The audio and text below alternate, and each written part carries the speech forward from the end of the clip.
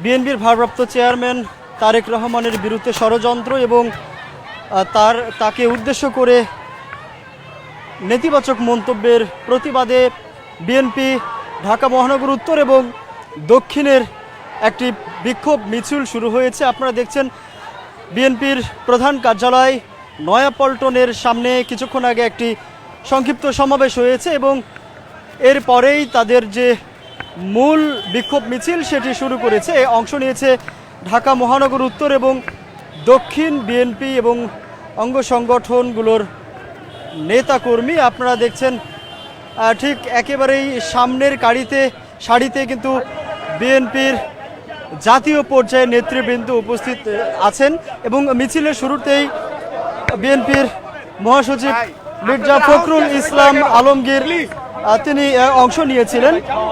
এছাড়া কিন্তু জাতীয় আরও নেতৃবৃন্দ অংশ নিয়েছিলেন। সংক্ষিপ্ত সমাবেশ শেষে বিএনপির প্রধান কার্যালয়ের সামনে থেকে মিছিলটি শুরু হয়ে নাইটিঙ্গেল মোড় হয়ে কাকরাইল মোড় হয়ে এখন এই বিক্ষোভ মিছিলটি অবস্থান করছে মৎস্য ভবনে এবং মৎস্য ভবনের পর কিন্তু তাদের শেষ গন্তব্য জাতীয় প্রেস ক্লাব এবং জাতীয় প্রেস ক্লাবে গিয়ে তাদের এই আজকের যে বিক্ষোভ মিছিল সেটি শেষ হবে। এখানে অংশ নিয়েছে ঢাকা মহানগর উত্তর এবং দক্ষিণ বিএনপি। যেমনটি দেখছেন বিএনপির ভারপ্রাপ্ত চেয়ারম্যান তারেক রহমান সম্পর্কে ক্রমাগত ষড়যন্ত্র, মিথ্যাচার এবং অপপ্রচার